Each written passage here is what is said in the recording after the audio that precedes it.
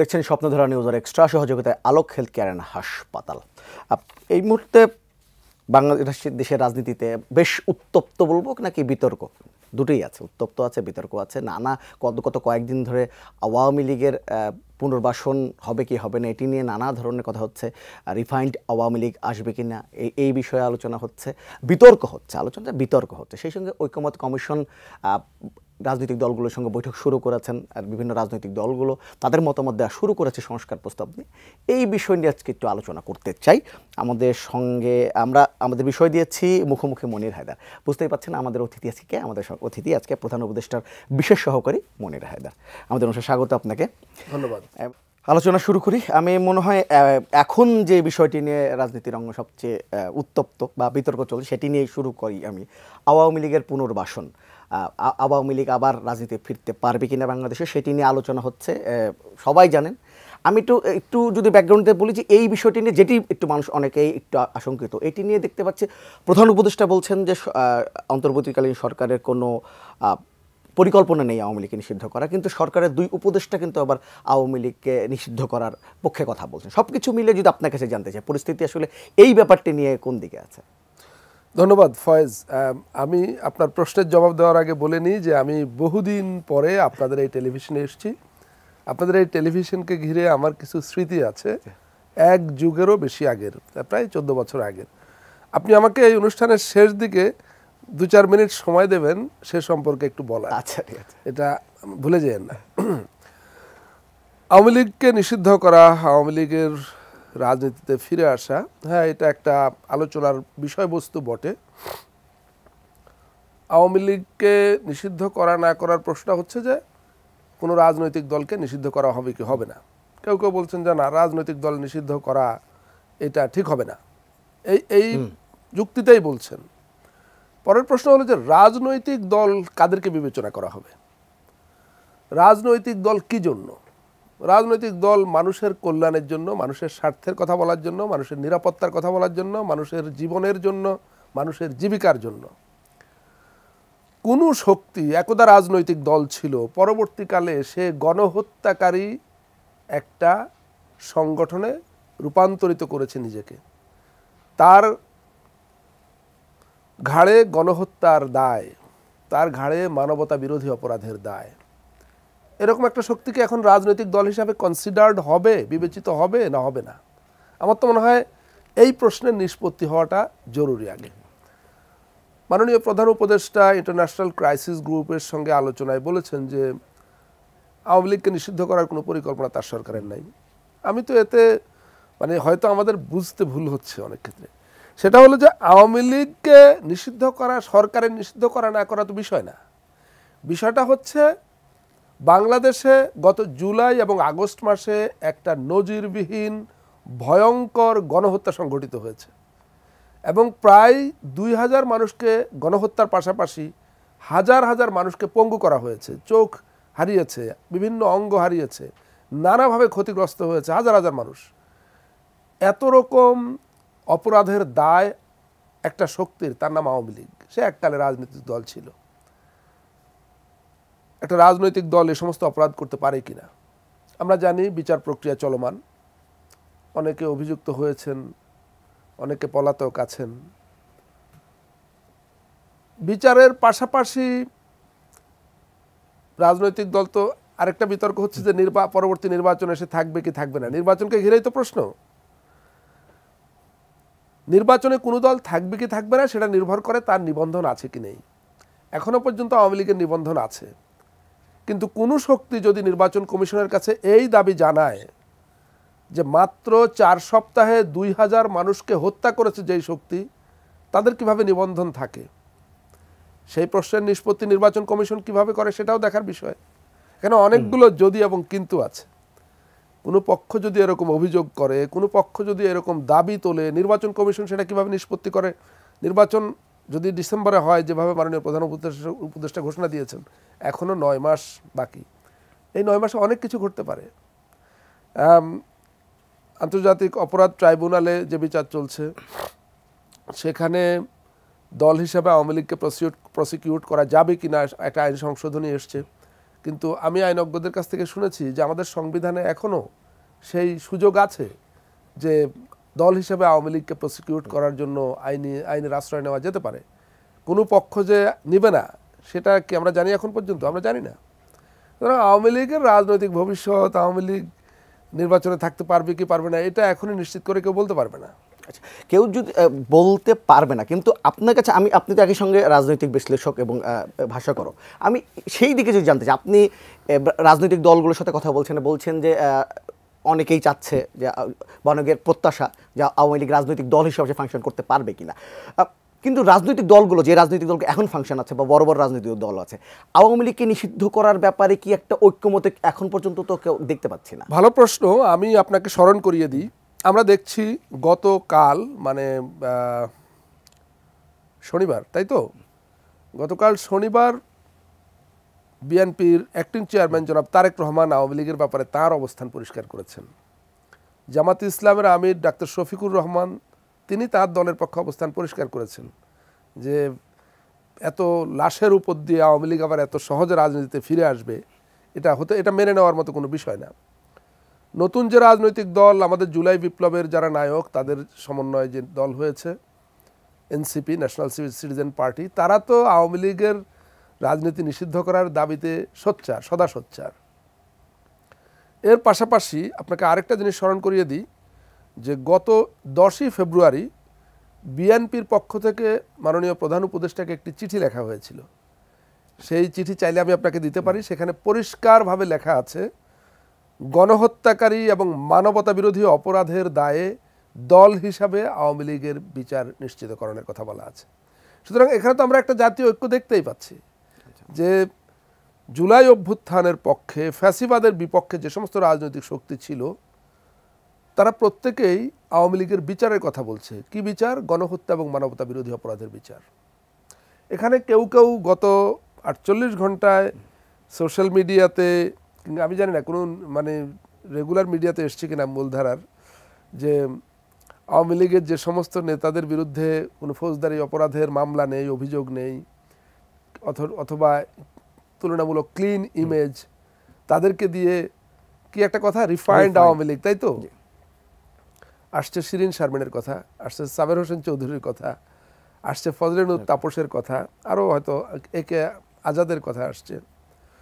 দেখুন, বাংলাদেশে 2014, 18 এবং 24 সালে 3টা ভুয়া নির্বাচন হয়েছে, ফেক ইলেকশন, এবং এই ইলেকশনগুলোর মধ্য দিয়ে শত শত লোককে ফেক এমপি বানানো হয়েছে। এই সমস্ত ফেক এমপিরা 3টা পার্লামেন্ট গঠন করেছে, তারা রাষ্ট্রের হাজার হাজার কোটি টাকা খরচ করেছে। এই সংসদের মধ্য দিয়ে বিভিন্ন সংবিধান সংশোধন থেকে শুরু করে আইন প্রণয়নের নামে আমাদের প্রতিষ্ঠানগুলোকে, আমাদের রাষ্ট্র ব্যবস্থাকে ধ্বংস করেছে। এদের চেয়ে বড় অপরাধী আর কেউ হতে পারে না।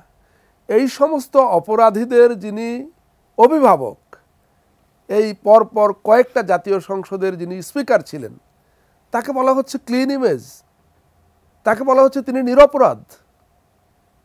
সাবের হোসেন চৌধুরী এই প্রত্যেকটা পার্লামেন্টে ছিলেন, প্রত্যেকটা ফেক ইলেকশনে এমপি হয়েছিলেন, তিনি ক্লিন ইমেজ।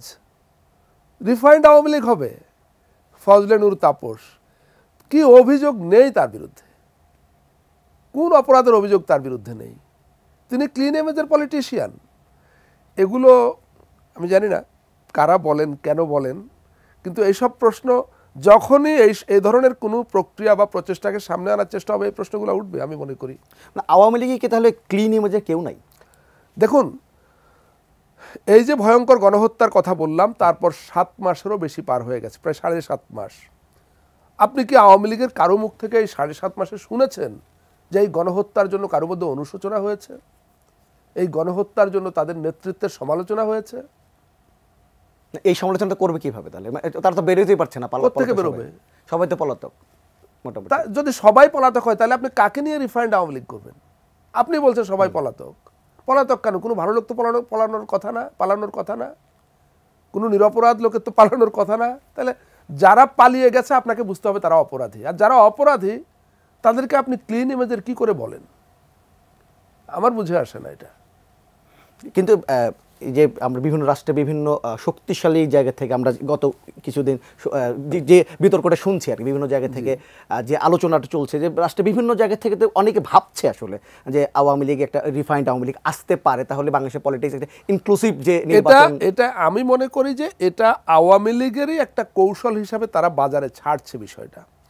তারা 1978 সাল 75 সালে তাদের অভিজ্ঞতার পর যে পদ্ধতিতে তারা 78 সালে কামব্যাক করেছিল, শহীদ প্রেসিডেন্ট জিয়াউর রহমান তাদেরকে যখন মাল্টি পার্টি ডেমোক্রেসি বহুদলীয় গণতন্ত্র তিনি পুনরায় চালু করে দিলেন, সেই সময় আরও অনেক দলের সঙ্গে আওয়ামী লীগ নামে একটা দল নিবন্ধিত হয়েছিল এবং সেই আওয়ামী লীগ নিবন্ধনের ক্ষেত্রে তুলনামূলক আজকের যে ধরনের ভালো আওয়ামী লীগারদের কথা বলা হচ্ছে সেরকম একদল ভালো আওয়ামী লীগার সেই নিবন্ধন নিয়েছিলেন এবং আমরা দেখেছি মানে 3 বছরেরও কম সময়ের ব্যবধানে তারা শেখ হাসিনাকে দেশে নিয়ে এসে আওয়ামী লীগের নেতৃত্বে বসিয়েছিল এবং এরপর 41 বছর তিনি আওয়ামী লীগের নেতৃত্ব দিয়েছেন এবং তার নেতৃত্বে বাংলাদেশ এক ভয়ঙ্কর ফ্যাসিবাদের কবলে নিপতিত হয়েছিল।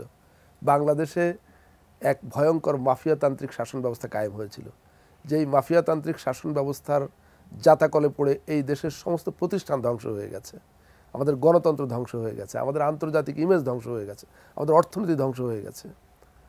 এখন এরকম স্বপ্ন পরিকল্পনা কারো থাকতেই পারে যে আবার সেরকম একদল কথিত ভালো আওয়ামী লীগারের ঘাড়ে সওয়ার হয়ে, হ্যাঁ, আজ হোক কাল হোক কোনো একদিন আবার যাদের ফিরে আসার দরকার তারা মনে করছে তারা ফিরে আসবে। দেখুন, যেটা বলছিলাম যে ভুল স্বীকার করা, অনুশোচনা প্রকাশ করা, ক্ষমা চাওয়া দূরের কথা, বরং আপনি সোশ্যাল মিডিয়া সহ বিভিন্ন মাধ্যমে দেখবেন জুলাই অভ্যুত্থানকে তারা সন্ত্রাসী তৎপরতা হিসেবে আখ্যা দিচ্ছে এবং এটার বিরুদ্ধে কথিত ভালো আওয়ামী লীগাররা কেউ প্রতিবাদ করছে না। তাহলে আপনি আপনার জাজমেন্টটা কি ব্যাপারে? আচ্ছা, এই যে আওয়ামী লীগ একটা কথা উঠছে, আওয়ামী লীগ একটা বিশাল সমর্থক গোষ্ঠী আছে যারা আওয়ামী লীগের পক্ষে ভোট দিয়েছেন বা এখনও সমর্থন করেন। যদি আওয়ামী লীগ না থাকে তাহলে এই সমর্থকদের নিয়ে আসলে কি হবে? এই সমর্থক, আপনি তো জানেন যে ওই যে অনেকগুলো আন্তর্জাতিক ইসলামিক এক্সট্রিমিস্ট অর্গানাইজেশন আছে না, সো কল্ড ইসলামিক, তাদেরও কিন্তু প্রচুর সমর্থক আছে এবং সমর্থক থাকলেই কি আপনি তাকে স্বাভাবিক রাজনৈতিক স্পেসে তাকে জায়গা দিয়ে দেবেন? বহু নিষিদ্ধ ঘোষিত সংগঠন, বাংলাদেশে শুধু না সারা পৃথিবীতে বহু নিষিদ্ধ ঘোষিত সংগঠনের বহু সমর্থক আছে। যে ছাত্রলীগকে নিষিদ্ধ করা হয়েছে, ছাত্রলীগের সমর্থক আছে না? নিষিদ্ধ করা হয়েছে না? কেন করা হয়েছে? করা হয়েছে তারা সন্ত্রাসী সংগঠন। এখন সন্ত্রাসী সংগঠন কিভাবে, এখানে একটু বলে নিই। অনেকেই বলেন যে আওয়ামী লীগের দল হিসাবে তো আওয়ামী লীগ অপরাধ করেনি, বলেন এই কথা, দল হিসাবে আওয়ামী লীগ অপরাধ করেনি। আমি এক্স্যাক্টলি তারিখটা এই মুহূর্তে মনে নেই, যেদিন 5ই আগস্টের কয়েকদিন আগে গণভবনে 14 দলীয় জোটের মিটিং হয়েছে, সেই মিটিংয়ে সিদ্ধান্ত হয়েছে সারা দেশে সেনা মোতায়েন করা হবে। সেই ঘোষণাটা কে দিয়েছিলেন?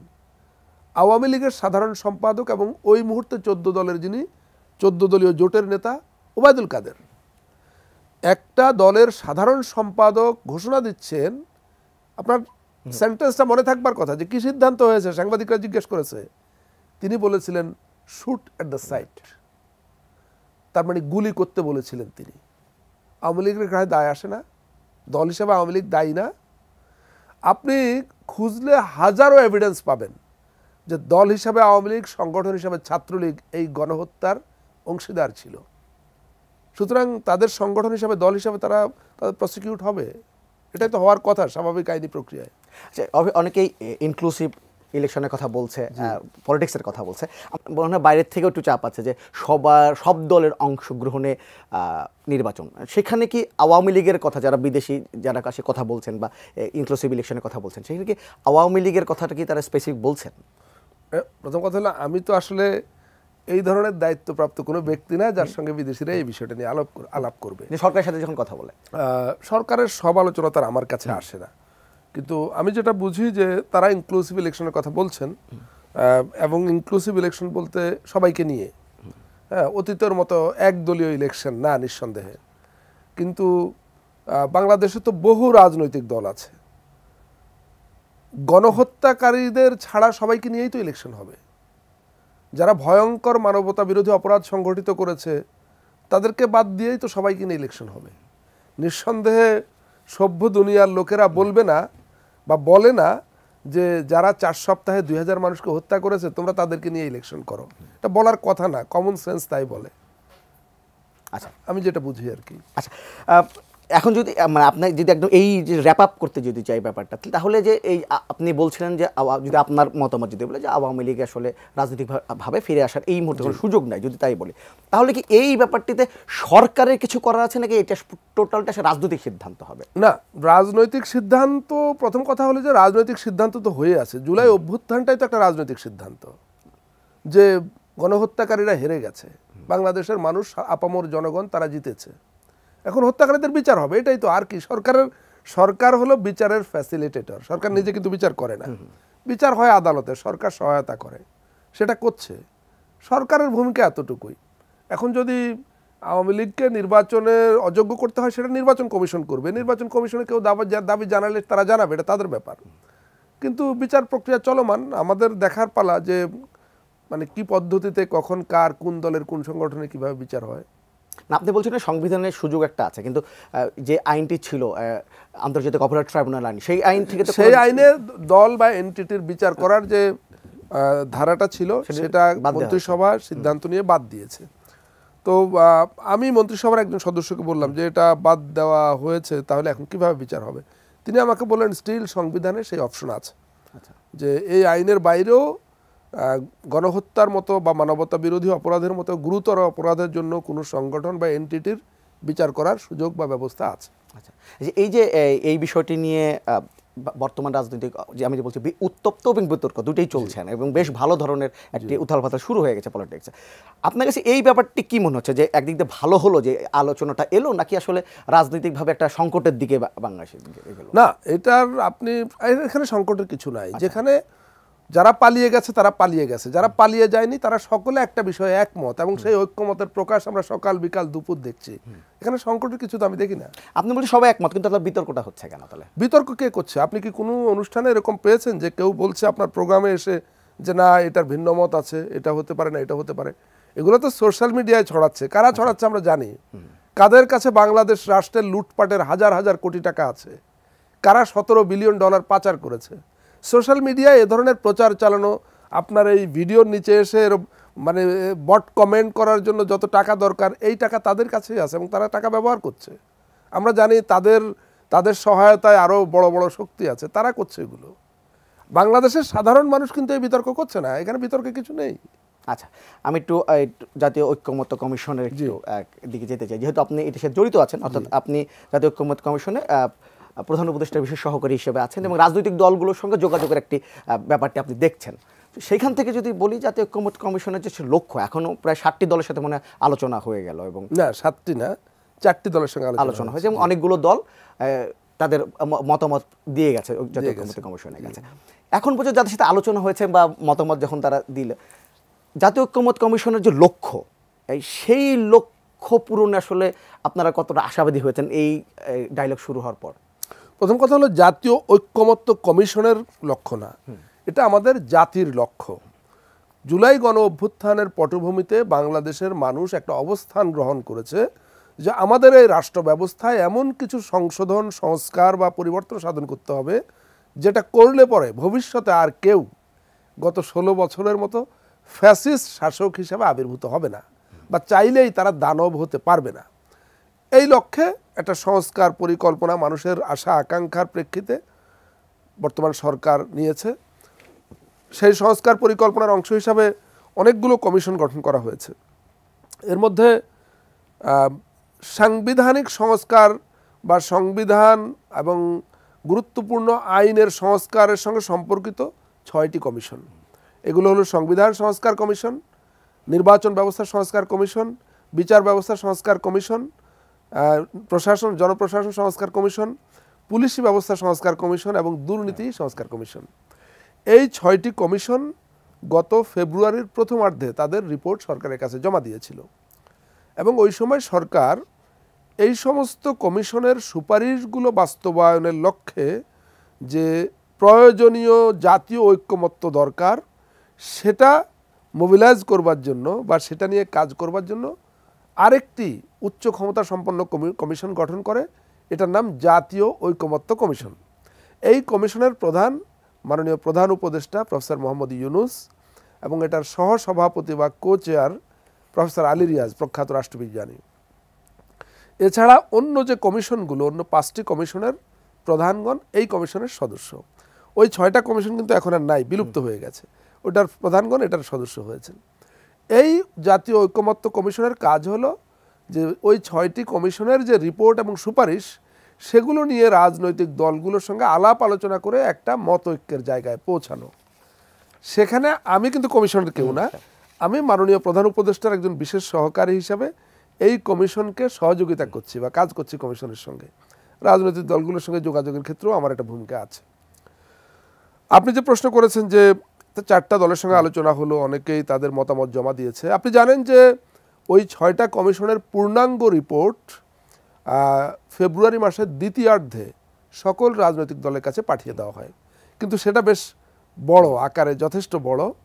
কমিশন মনে করেছে যে রাজনৈতিক দলগুলোর পক্ষে এত বড় রিপোর্ট পড়ে বের করে গুরুত্বপূর্ণ সুপারিশগুলোকে আলাদা করা একটু সময় সাপেক্ষ ব্যাপার হতে পারে। এজন্য রাজনৈতিক দলগুলোকে সহায়তা করার উদ্দেশ্যে, তাদের কাজটাকে সহজ করার জন্য কমিশন একটা স্প্রেডশিট তৈরি করলো, একটা এক্সেল শিট। সেখানে গুরুত্বপূর্ণ 166টা সুপারিশকে চিহ্নিত করা হলো। সব মিলিয়ে সুপারিশ কিন্তু হাজার হাজার। এখানে 166টা সুপারিশকে আলাদা করা হয়েছে, যেগুলো বাস্তবায়ন করতে হলে রাজনৈতিক দলগুলোর সমর্থন বা সহমত দরকার। রাজনৈতিক দলগুলোকে বাদ দিয়ে এটা করা যাবে না। এই 166টা সুপারিশ রাজনৈতিক দলগুলোকে পাঠানোর পর তারা সেখানে, আপনি জানেন এগুলা অলরেডি পাবলিকলি এগুলো জানাজানি হয়ে গেছে যে তারা সেখানে তাদের মতামত দিয়েছে, বিভিন্ন অপশন ছিল। অধিকাংশ রাজনৈতিক দল এরই মধ্যে তাদের মতামত জমা দিয়েছে। অধিকাংশ মানে কি, 2-3টা ছাড়া সকলেই দিয়ে দিয়েছে। আজ রোববার দিয়েছে বড় দলগুলো, এর মধ্যে বৃহত্তম দল বিএনপি এবং ন্যাশনাল সিটিজেন্স পার্টি। এর আগে 3 দিন আগে জামাত ইসলামী তাদের মতামত জমা দিয়ে যায়। গত 3 দিনে মানে আপনি জানেন যে গত বৃহস্পতিবার থেকে যারা মতামত জমা দিয়েছে তাদের সঙ্গে আলোচনার পর্ব শুরু হয়েছে। তো এর মধ্যে বৃহস্পতিবার একটি দলের সঙ্গে আলোচনা হয়েছিল এবং শনিবার 2টি দলের সঙ্গে, আজ রোববার একটি দলের সঙ্গে আলোচনা হয়েছে। 4টি দলের সঙ্গে আলোচনা হয়েছে। আপনি জানতে চাইছেন যে আলোচনাগুলো কেমন হচ্ছে বা সেখান থেকে কি বেরিয়ে আসছে। প্রথমত হলো যে তারা যে মতামত দিয়েছে সেটার চিত্রটা কি। 166টা সুপারিশের মধ্যে এই 4টি দলের ক্ষেত্রে আপনাকে বলতে পারি যে তারা মোর দেন 70%, মানে 70%-এরও বেশি সুপারিশের সঙ্গে একমত পোষণ করেছে। এবং বাকি 30%-এর মধ্যে কিছু সুপারিশের ব্যাপারে তারা আংশিক একমত, কিছু সুপারিশের ব্যাপারে তারা দ্বিমত পোষণ করেছে। আমি 4টি দলের ক্ষেত্রেই দেখেছি যে যখন কমিশনের সঙ্গে তারা আলোচনায় বসেছিলেন, আলোচনায় তারা এমন অনেকগুলো সুপারিশ যেগুলোর ব্যাপারে তারা দ্বিমত পোষণ করেছিলেন, তারা আবার হ্যাঁ বলেছেন, একমত হয়েছেন। তারা এটা ব্যাখ্যা করার পরে, আলাপ আলোচনা করার পরে তারা একমত হয়েছেন। যেগুলোর ব্যাপারে তারা আংশিক একমত বলেছেন, সেগুলোতে দেখা গেছে যে সুপারিশটা হয়তো 2 বা 3 সেন্টেন্সে আছে, মানে আলাদা আলাদা অংশ আছে। তারা হয়তো একটা অংশের সঙ্গে একমত, আরেকটা অংশের সঙ্গে দ্বিমত, এরকম আছে। এক আলোচনায় কিন্তু এগুলো চূড়ান্ত হয়ে যাবে না। এটা প্রথম রাউন্ডের আলোচনা। ঈদের পরে, মানে এই আগামীকাল থেকে কিন্তু আবার ব্রেক। আমরা জানি যে মহান স্বাধীনতা দিবস, শবে কদর, ঈদ সব মিলিয়ে 9 দিন বোধহয় ছুটি আছে, সরকারি ছুটি। তো এ কারণে এটা মানে একটা লম্বা বিরতি। এরপরে 7 তারিখ থেকে আবার আলোচনা শুরু হবে। 7 তারিখে আমি যতদূর জানি নাগরিক ঐক্য, 8 তারিখে এবি পার্টি এবং পর্যায়ক্রমে অন্য দলগুলোর সঙ্গে আলোচনার স্কেজুয়াল দেওয়া হবে। এই অবস্থা আছে আর কি। আচ্ছা, এই যে আপনি বলছিলেন যে প্রায় 70% যে সংস্কার প্রস্তাবনা সেগুলোর সঙ্গে রাজনৈতিক দলগণ একটা একমত হয়েছে। তাই যদি হয় তাহলে কি এমনটা বলা যায় যে রাজনৈতিক দলগুলো মাঠে যে আসলে যে গরম গরম বা উত্তপ্ত বক্তব্য দেয়, আসলে আলোচনার টেবিলে সেটি আসলে একটু অন্যরকম হয়ে যায়? না, প্রথম কথা হলো যে রেটোরিক তো একটা মানে বহুল প্রতিষ্ঠিত একটা ব্যাপার। রেটোরিক মানে রাজনৈতিক বক্তব্য। রাজনৈতিক বক্তব্য নানা কারণে দেওয়া হয়। আবার দেখা যাচ্ছে যে গরম গরম বক্তৃতা যারা দিচ্ছেন সংশ্লিষ্ট দলের পক্ষ থেকে তিনি বা তারা এ কাজের জন্য দায়িত্বপ্রাপ্ত নন। দলের তরফ থেকে এই নির্দিষ্ট কাজের জন্য যারা দায়িত্বপ্রাপ্ত তাদের সঙ্গে কমিশনের ব্যক্তিগতভাবে আমার নিয়মিত কথা হয়, যোগাযোগ হয়। আমি এখনো পর্যন্ত নিজেও পাইনি এবং কমিশনের সঙ্গে আচরণের ক্ষেত্রেও দেখিনি যে কোনো রাজনৈতিক দল অসহযোগিতা করছে বা নেতিবাচক দৃষ্টিভঙ্গি দেখাচ্ছে। আমি সবাইকে খুবই ইতিবাচক দেখেছি। এমনকি বড় বড় রাজনৈতিক দলগুলো যাদের ক্ষেত্রে বলা হচ্ছে যে মোটা দাগে হয়তো ভিন্নমত হবে, অবশ্যই হবে, ভিন্নমত থাকতেই পারে। একটা জিনিস পুনরুল্লেখ করি, মানে আমি অন্য অন্য আলোচনায় জানিয়েছিলাম, আপনার দর্শকদেরও জানিয়ে রাখি যে সংস্কারের যে লক্ষ্য, এই লক্ষ্য নিয়ে কিন্তু কোনো রাজনৈতিক দলের মধ্যে বিন্দুমাত্র ভিন্নমত নাই। সকল রাজনৈতিক দল চায় যে আমাদের এমন কিছু সংস্কার বা সংশোধন করা দরকার যেটা করা হলে পরে ভবিষ্যতে আর কোনোদিন কোনো সরকার, কোনো রাজনৈতিক দল গত 16 বছরের মতো ফ্যাসিস্ট মাফিয়াতান্ত্রিক হতে পারবে না, চাইলেও হতে পারবে না। এমন কিছু সংশোধনের দরকার। এটা সবাই একমত। দ্বিমতটা কোথায়? দ্বিমতটা হলো এই কাজটা কিভাবে করা হবে, কোন পদ্ধতিতে কি কি পরিবর্তন বা সংশোধন করা হলে পারে এই জিনিসটা নিশ্চিত করা যাবে যে ভবিষ্যতে আর কেউ কোনোদিন এরকম ফ্যাসিস্ট মাফিয়া হবে না। এই জায়গাটায় ভিন্নমত থাকা খুবই স্বাভাবিক। প্রত্যেক দলের আলাদা আলাদা আদর্শ, আলাদা আলাদা দৃষ্টিভঙ্গি আছে। সবাই যদি এক চিন্তা করবে, একইভাবে দেখবে সব কিছু, তাহলে তো আর আলাদা দল থাকতো না, সব এক দল হয়ে যেত। এখানে আলাপ আলোচনার ব্যাপার। হয়তো অনেকের বোঝার ক্ষেত্রে অস্পষ্টতা আছে, অনেকের হয়তো তাদের কাছে বেটার অপশন আছে যে এইভাবে না করে এইভাবে করলে আরও ভালো হয়। কমিশন, সরকার সেগুলো শুনবে, আলাপ আলোচনার মধ্যে দিয়ে একটা জায়গায় যাওয়া যাবে। আমি মানে এ পর্যন্ত যা দেখেছি সেটা হলো যে খুব অল্প সংখ্যক সুপারিশ নিয়েই মূলত মতপার্থক্যটা। শেষ প্রশ্নটা করবো সংস্কার নিয়ে। সেটা হচ্ছে যে অনেকে হয়তো আমাদের আলোচনা শুনে অনেকে একটু জানতে চাইতেই পারেন যে তাহলে কি মানে ছোট সংস্কারের দিকে বাংলাদেশ যাচ্ছে নাকি বড় সংস্কার? আমি জানি না ছোট সংস্কার আর বড় সংস্কারের মানে কোনটার পরিধি কতটুকু, এটা তো কোনো আইন দ্বারা নির্ধারিত নয় বা কেউ এটার কোনো ব্যাখ্যাও দেননি। নিঃসন্দেহে সংস্কার একবারে এক ধাপে সব হয়ে যাবে এটা আমি মনে করি না। অবশ্যই সংস্কার একটা চলমান প্রক্রিয়া। একটা ভালো দিক হলো আজ থেকে ধরেন 17-18 বছর আগেও সংস্কার একটা গালিতে পরিণত হয়েছিল। আপনার নিশ্চয়ই মনে আছে একজন সাংবাদিক হিসেবে যে সেই 111 যুগে, 111 জামানায় এমন কিছু ঘটনা ঘটেছিল যে সংস্কার গালিতে পরিণত হয়েছিল। সেখান থেকে এখন সংস্কার একটা ইতিবাচক শব্দ হিসাবে দেশের মানুষ গ্রহণ করেছে, এটা একটা অগ্রগতি। জুলাই অভ্যুত্থানের পটভূমিতে গোটা দেশের মানুষ একটা সংস্কারের জন্য একটা অবস্থান গ্রহণ করেছে এবং নিঃসন্দেহে যেহেতু সকল রাজনৈতিক দলগুলো এই সংস্কারের ব্যাপারে একমত, তাৎপর্যপূর্ণ কিছু সংস্কার এবার সাধিত হবে, এতে কোনো সন্দেহ নেই। কিন্তু এর মধ্য দিয়ে সব সংস্কার শেষ হয়ে যাবে এটা বলবার সুযোগ নেই। সংস্কার পরবর্তীতে যারা নির্বাচিত হয়ে আসবে, তারা যারা অপোজিশনে থাকবে, সকলে মিলে আরও সংস্কার করবে। রাষ্ট্র ব্যবস্থা এটা নিয়মিতভাবে ইমপ্রুভ করা, আধুনিকায়ন করার একটা ব্যবস্থা। সুতরাং এখানে সংস্কার, আধুনিকায়ন, উন্নয়ন চলতেই থাকবে। আচ্ছা, আপনি বলছিলেন যে একটু সময় চাচ্ছিলেন যে এটিএন নিউজ নিয়ে একটা অভিজ্ঞতার কথা বলতে। না আমি এটা মানে আমাকে বলতেই হবে যে আমাদের সহকর্মীরা, মানে আমি তো একসময় ভোরের কাগজে কাজ করেছি, আমার অনেক সহকর্মী এই অফিসে, তাদের হাত দিয়ে অফিস শুরু হয়েছিল এটিএন নিউজ চ্যানেল। আমি এক্স্যাক্টলি আমার সাল মনে নেই, তবে সম্ভবত 2011 সাল বা 12 সালের দিকে হবে। মাহমুদুর রহমান মান্না ভাই, সুপরিচিত রাজনৈতিক ব্যক্তিত্ব, নাগরিক ঐক্যের আহ্বায়ক, তিনি এই চ্যানেলে একটা অনুষ্ঠান উপস্থাপনা করতেন। আমি নামটা ভুলে গেছি, মনে আছে স্পন্সর করতো সময়ের ভাবনা, হাভেলি প্রপার্টিজ কি নাম, তারপরে প্রোগ্রামটা সময়ের ভাবনা, সময়ের ভাবনা সম্ভবত। তো আমি একদিন এরকম সিলেটে ছিলাম, তো মান্না ভাই আমাকে টেলিফোন করলেন। তিনি বললেন যে তুমি তো সব চ্যানেলে কথা বলো, তো আমি একটা প্রোগ্রাম করি এখানে, তুমি আমার এখানে কথা বলো একদিন। তো আমি বললাম যে এটা তো অবশ্যই আপনার মতো মানুষ আমাকে আমন্ত্রণ করছেন, যে এটা তো আমার জন্য একটা অবশ্যই অপরচুনিটি এবং সৌভাগ্য, আমি আসব। তো পরে উনি আমাকে একটা তারিখ দিলেন, আমি এলাম এবং তার অনুষ্ঠানে অতিথি হলাম। আমি অনুষ্ঠানটা রেকর্ড হওয়ার পরে আমি তাকে বললাম যে খুবই ভালো অভিজ্ঞতা, আপনি আমার ইন্টারভিউ করেছেন, আপনার সঙ্গে আমি টক শো করেছি, কিন্তু আমার সংশয় আছে যে আপনি এটা অনিয়ার করতে পারবেন কিনা। তো কারণ আমি তো জানতাম সেই সময়ের মিডিয়ার অবস্থা, আমার অবস্থান, আমার সম্পর্কে অন্যদের দৃষ্টিভঙ্গি কি, এটা ছোট জায়গা, সবাই সব কিছু জানতো।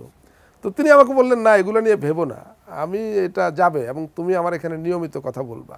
ও ঠিক আছে, ভালো কথা। তো পরে সেই প্রোগ্রাম অন এয়ার হয়েছিল। অন এয়ার হওয়ার পরপরই মান্না ভাই আমাকে জানালেন যে তুমি যে আশঙ্কার কথা বলেছো সেটা সত্যতা আমি গত কয়েক ঘন্টায় টের পেয়েছি, কিন্তু তার সত্ত্বেও আমি তোমাকে বলি যে আমি যদি এই অনুষ্ঠান করি তুমি মাঝে মাঝে আমার গেস্ট হবে, আমি এসব কিছু মানব না। আমি বললাম খুবই ভালো কথা। এবং তারপরে তিনি আমাকে দ্বিতীয়বার ডাকলেন এবং আমি এলাম, এবং পরের অভিজ্ঞতা হলো সেই প্রোগ্রামটা আর অন এয়ার হয়নি। আচ্ছা, এবং তারপর তিনি বড় ভাই তবুও আমাকে বললেন যে তুমি আমাকে ক্ষমা করো, তোমার কথাই সত্যি, প্রোগ্রামটা অন এয়ার হয়নি। এর কিছুদিন পরে মান্না ভাই ওই প্রোগ্রামটা ছেড়ে দেন। তারপরে তিনি চ্যানেল 24-এ গিয়ে আরেকটা অনুষ্ঠান শুরু করেন। তো আমার যে সমস্ত সহকর্মীরা এখানে তখন বড় বড় হর্তাকর্তা ছিল যারা এটা চালিয়েছে, আমি জানতাম কাদের আপত্তির কারণে, কারা আপত্তি করতে পারে সেটা আগে থেকেই জানতাম। কাদের আপত্তির কারণে এই চ্যানেলে আমার অনুষ্ঠান অন এয়ার হয় নাই সেটাও আমি জেনেছি, এবং আর কখনোই এখানে আমার আশা হয়নি। আমি ভাবিনি আর কোনোদিন এই চ্যানেলে আমার আশা হবে, কিন্তু দুনিয়া পাল্টে গেছে, বাংলাদেশ পাল্টে গেছে, জুলাই অভ্যুত্থান হয়েছে, অনেক কিছুর পরে আবার এখানে এলাম, সেই স্মৃতিটা মনে এসেছে, দর্শকদের সঙ্গে শেয়ার করে রাখলাম আর কি। বাংলাদেশের সাংবাদিকতা এবং গণমাধ্যমের পরিবেশ, গণমাধ্যমের নামে কি হতো তার এটা একটা দৃষ্টান্ত বটে। এরকম অনেক হয়েছে। এই পরিবর্তন আমি একাধিক চ্যানেলে এরকম ঘটনা ঘটেছিল যে আমাকে সকালে বলে রেখেছে রাতের প্রোগ্রামে আপনি অতিথি, রাতে আমাকে টেলিফোন করে বলা হয়েছে যে ক্ষমা করবেন, আপনাকে আমরা রাখতে পাচ্ছি না। এরকম অনেক ঘটনা ঘটেছে। বাট এই চ্যানেলকে ঘিরে আমার অভিজ্ঞতাটা অনেক বেশি আমার মনে থাকবার কারণ হলো যে এই চ্যানেলটা যারা চালাতেন তাদের অনেকেই আমার একসময় সহকর্মী ডানে বামে বসতেন তারা। সময় শেষ, আপনাকে অসংখ্য ধন্যবাদ আমাদের সময় দেওয়ার জন্য। আপনাকেও। দর্শক, নিউজ এক্সট্রার আজকের পর্ব থেকে এখানে বিদায় নিচ্ছি। আগামী পর্বে আবার দেখা হবে। ততক্ষণ পর্যন্ত ভালো থাকবেন, সুস্থ থাকবেন, এটি নিজের সঙ্গে থাকবেন।